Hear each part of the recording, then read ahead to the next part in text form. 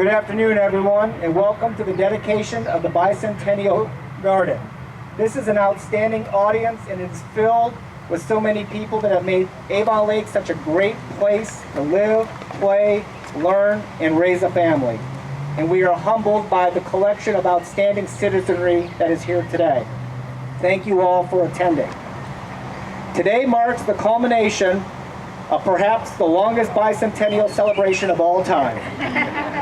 The celebration started in July of 2018 and was set to conclude in July of 2019 with the 4th of July fireworks and the dedication of this garden. However, things happened.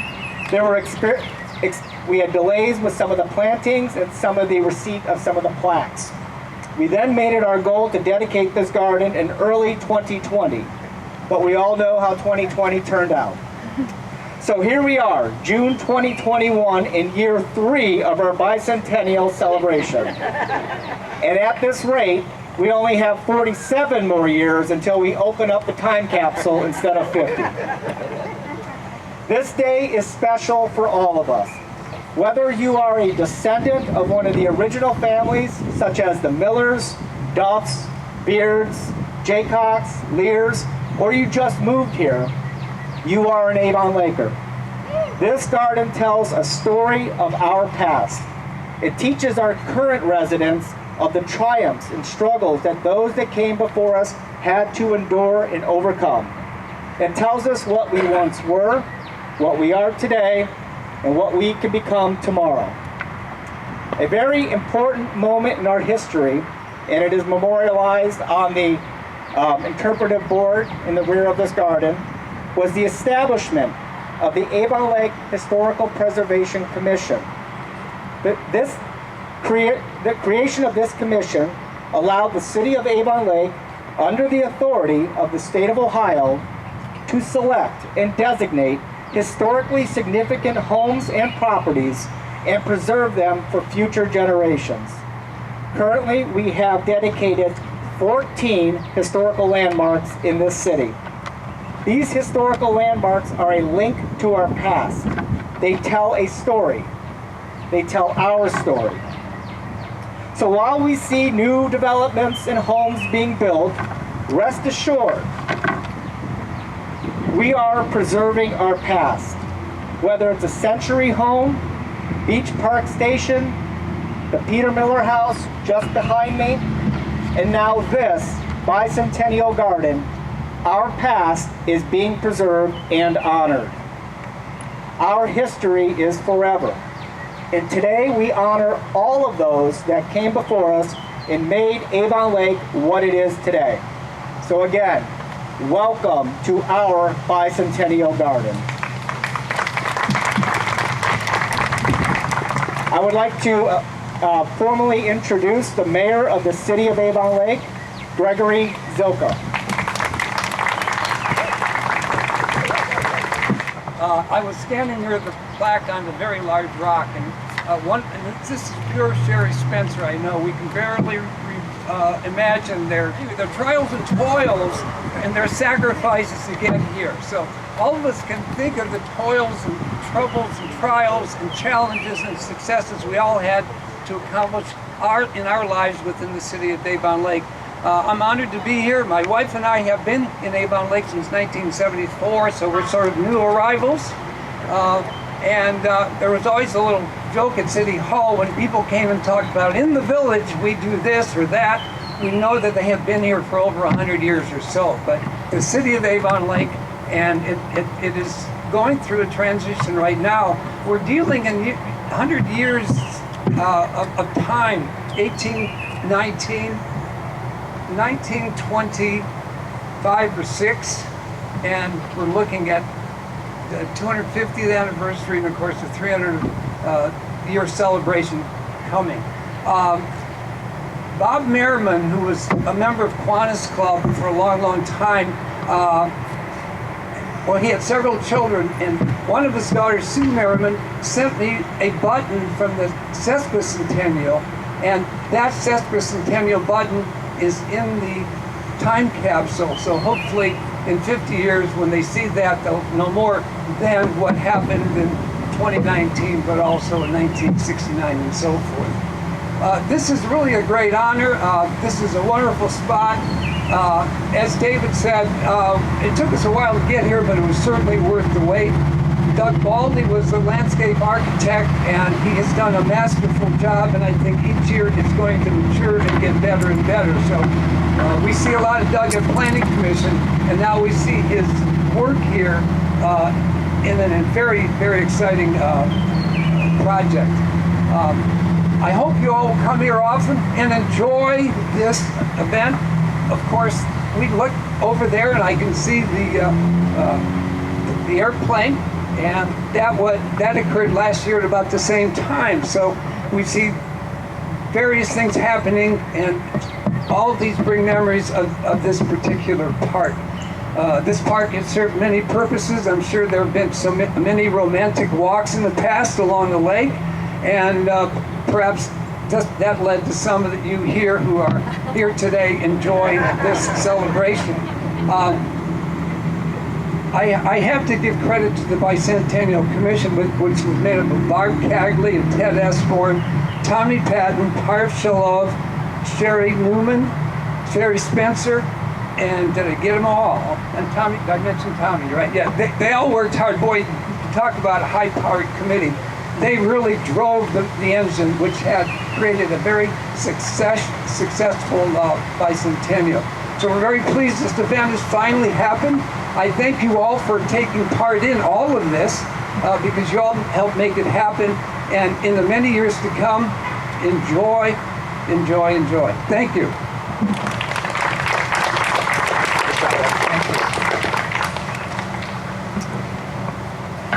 I would now like to call forward the members of the Avon Lake Garden Club, led by Councilwoman Jennifer Fenderbosch, the architect, Mr. Doug Baldy, and also Mrs. Bobby Rudge as well, too.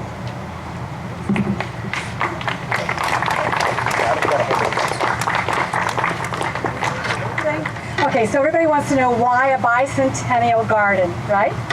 Well, 2 years ago, former Councilman Rob James, who's here in blue, who chaired the Public Service Committee, recommended to City Council that funds be set aside for some form of dedication to the 200-year history of Avon Lake, the present successes within our city, and the hopes and visions for the future. Mayor Zilka, as you've heard, supported the concept and created a bicentennial committee to create a year of programming for the community to celebrate its past, present, and future. The committee was co-chaired, as you've heard, by Barb Cagley and Ted Esborn. Councilman David Cause brought Tony Tomanek, Sherry Spencer, Marty Gallagher, Tom Patton with the Historic Society, formerly called Heritage Avon Lake, and Bobby Rudge and Deb Baird with the Avon Lake Historic Preservation Commission to the table for discussion. I was added to the focus group as the president at that time of the Avon on the Lake Garden Club, whose members plant and manage 11 of our civic gardens within the city, focusing on native plants and pollinators. The newly formed team worked together brainstorming concepts that would connect the past, present, and future. Out of this group grew the concept to build a garden using native plants and boulders upon which a foundation of the past could unite with the present to energize the future. The garden was built for the present and future generations to reflect on community, nature, and self-reflection in a beautiful setting. The legacy of our forefathers who survived harsh winters, storms, and drought upon these rocks by the shores of Lake Erie built a thriving community that today is a launch pad for the future. Bobby Rudge contracted landscape architect Doug Baldy to design the garden and specify native plants. Native plants offer aesthetic and ecological benefits for our landscapes. They are crucial to restoring local ecosystems, increasing biodiversity, improving pollinator health, and ecological restoration by providing ideal habitats for wildlife, of which we all have much of it here. Due to their hardiness and high resistance, native plants can effectively filter stormwater and gray water. Once established, native plants are low maintenance and require minimum irrigation due to their deep root systems. By using native plants, it reduces the need for pesticides. Employees from Avon Lake's Public Works Department, I think we should all give them a cheer here.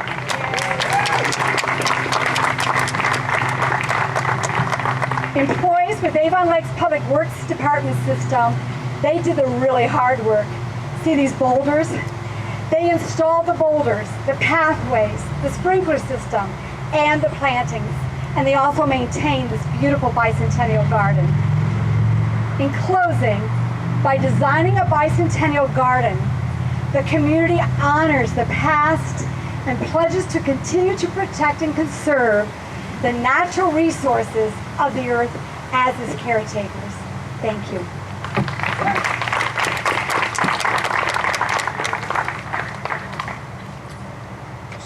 So they had asked me to say a couple words about the ideas behind the garden, and my initial thought was it was to get Bobby Rudge off my back. Because she had contacted me, and when the decision was made to put the garden somewhere on the Peter Miller property, she was kind of concerned and wanted my input. I've worked with Bobby with her homeowners association for the past 10 plus years as far as consulting on their grounds and all of their things that go around.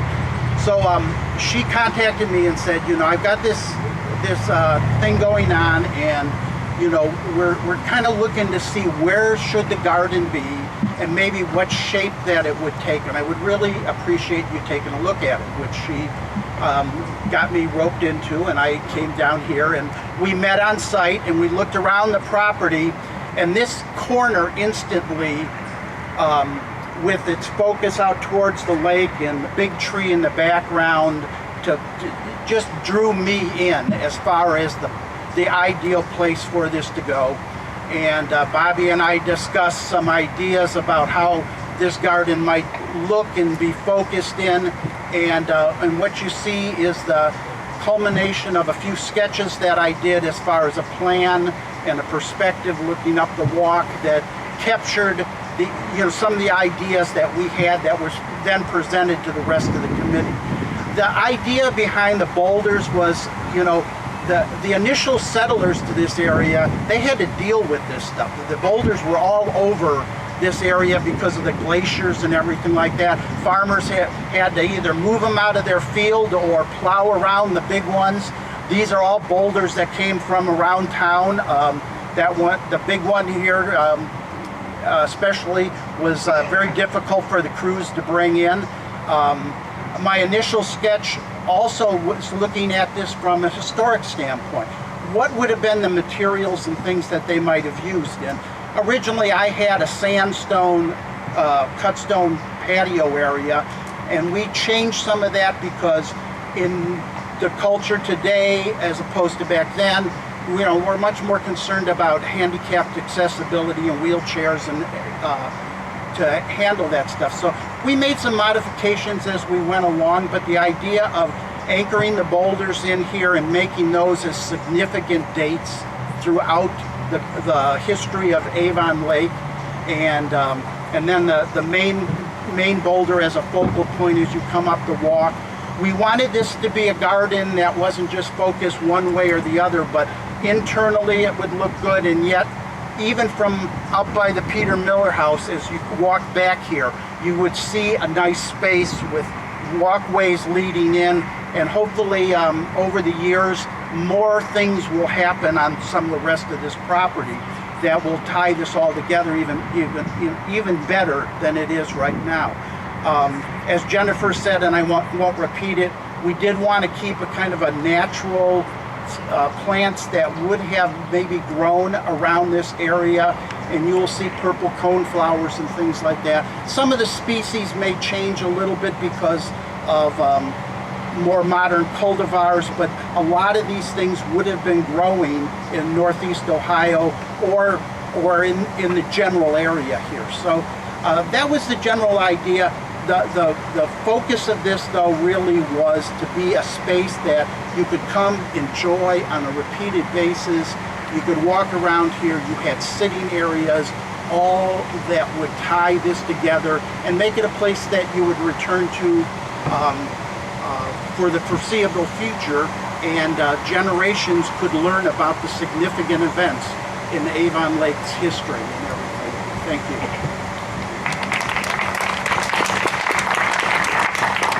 Never give me a microphone. It's very dangerous. I think we would be remiss if we did not acknowledge the Avon Lake Historic Preservation Commission, because when Doug, in a miraculous performance, put these drawings in our hands within 48 hours with a busy schedule, I was impressed. It went immediately to the commission and they gave it its blessing. And from there, we turned it back to you all, and I never thought this would happen. I love it, it's beautiful, and I thank everyone for their support of the garden.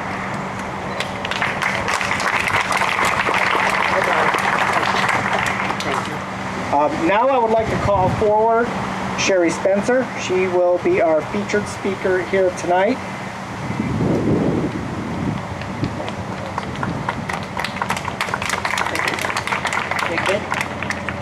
All right. A short person behind a tall podium is never a good idea, but we'll make the most of it. Here we are gathered in a garden around a rock. But we are not here today just to celebrate a rock or a garden. We're here to commemorate the many generations of lives that birthed the city, our city. And no matter where you're from, you now share a history in this city. But the ground we walk on, we didn't tame it or till it. The crops that kept Avon Lake's first families fed and alive, we didn't plant them. The streets we travel, the paths we follow, we didn't lay out their courses.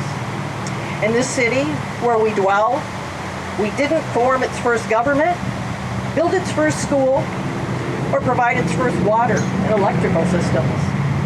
And yet, we're all the fortunate beneficiaries of those who made these very contributions. We are the heirs of those early settlers who reared children, scratched out a living, immigrated to this unfamiliar place, and brought entrepreneurial spirits that built a community. Our lives are all enhanced by their lives. This rock is a simple way to remember them, to mark their contributions, and to deepen our regard for our community's past, to reconsider what we take for granted. As one historian wrote, no place really becomes a community until it is wrapped in human memory. Each of the smaller rocks that encircle the boulder bears a date that marks a milestone event in our city's evolution. The first permanent settlers along our lake shore, first schoolhouse, construction of the Lakeshore Electric Railway's car barn, and that same railway's final run. These stones are a record of the pathway from where we were to where we are. History is the product of people like you and those surrounding you, who each in their own way contributed to the story of our community. If we reflect on these accomplishments, they can spark a hidden sense of awe in each of us. And as we reflect on these events, consider this. What are you leaving for future generations? Have you planted? Have you preserved elements of history? Have you nurtured woodlands, enhanced the environment, protected pollinators? Have you served your local government or your schools or your city in some capacity? And if you have, well done. And if not, then what will you choose to leave the generations that will follow you? Thank you.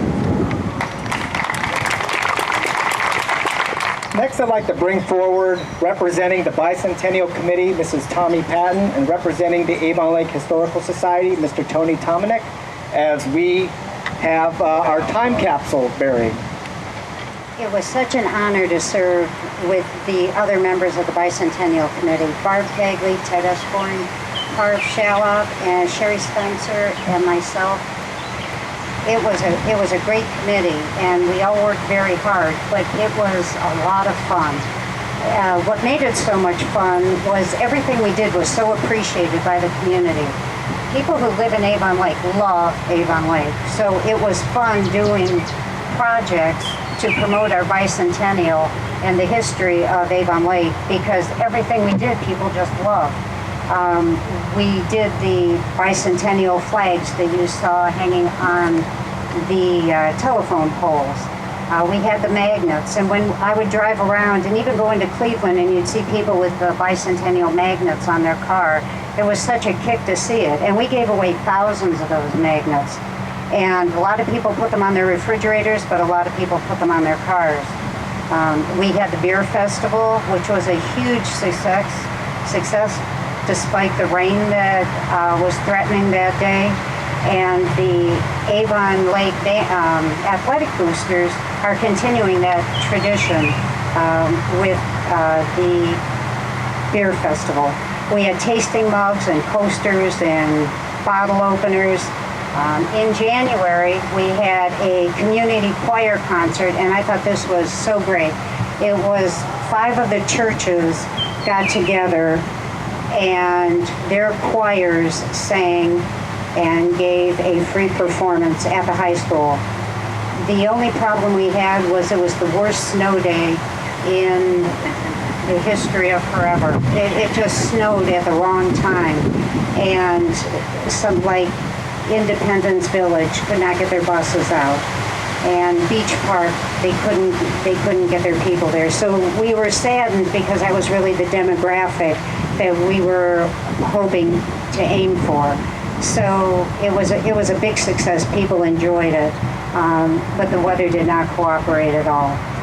We did a scavenger hunt, which we gave people clues, and they would go to different historic spots around the city, and then they would get a clue to the next spot, and that ended with a party at Spivak's Bowling Alley. That was a great time. All of these projects took a lot of thought, a lot of work, and we all put a lot into it, but we all thoroughly enjoyed it. Sherry organized the hike into history.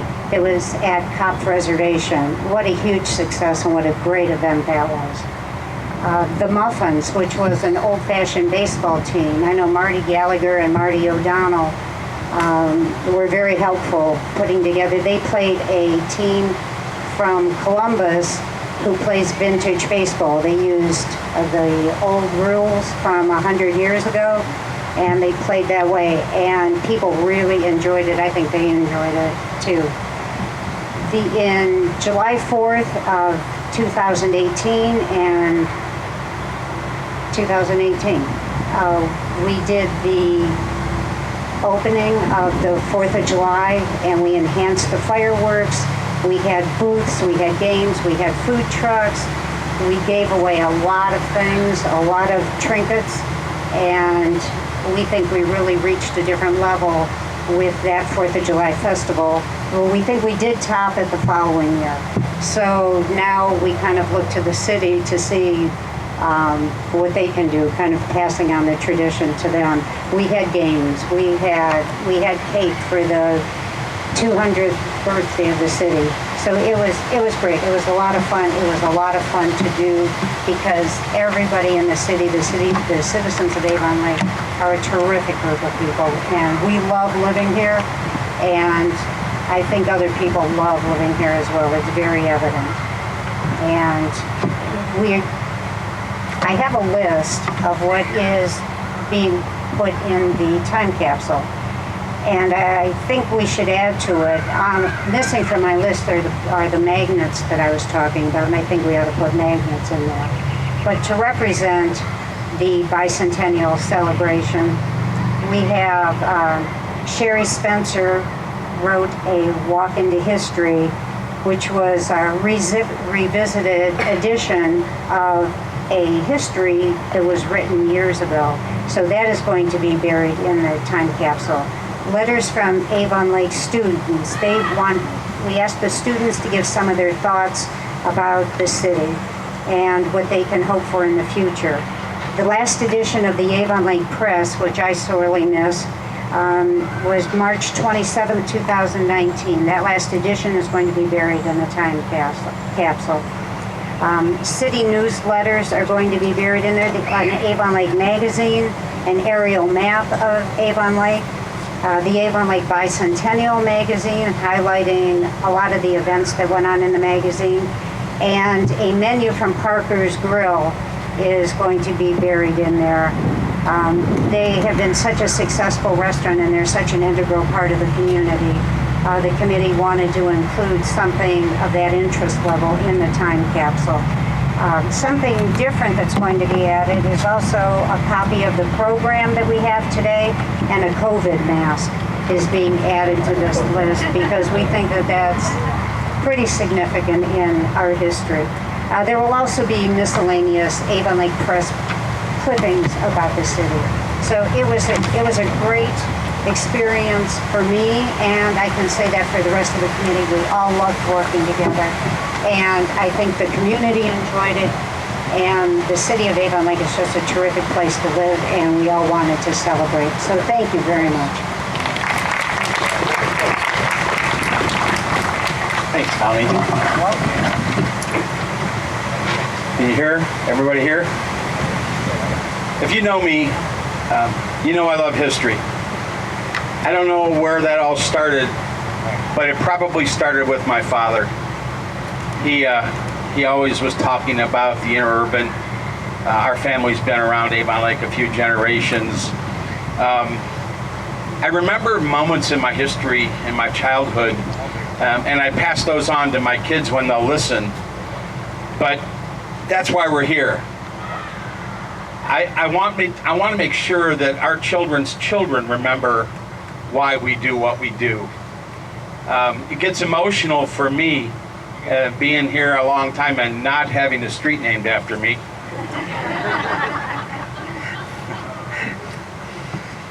So when this moment in time is remembered and this capsule is dug up, I hope those people know how hard we tried to create a safe and bountiful place for our children's children. I also hope the time capsule is waterproof.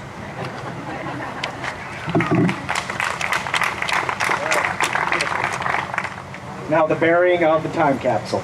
There you go, my friend. Good luck with it. All right, here. I own you. Me too. Yeah. Nice and slow so we can get some pictures.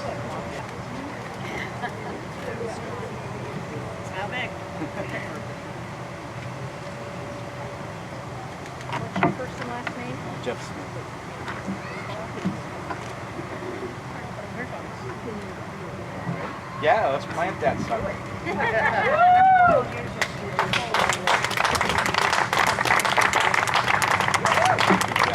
All right, so in 50 years we will dig that up and we'll see how many of us are still around for that to happen.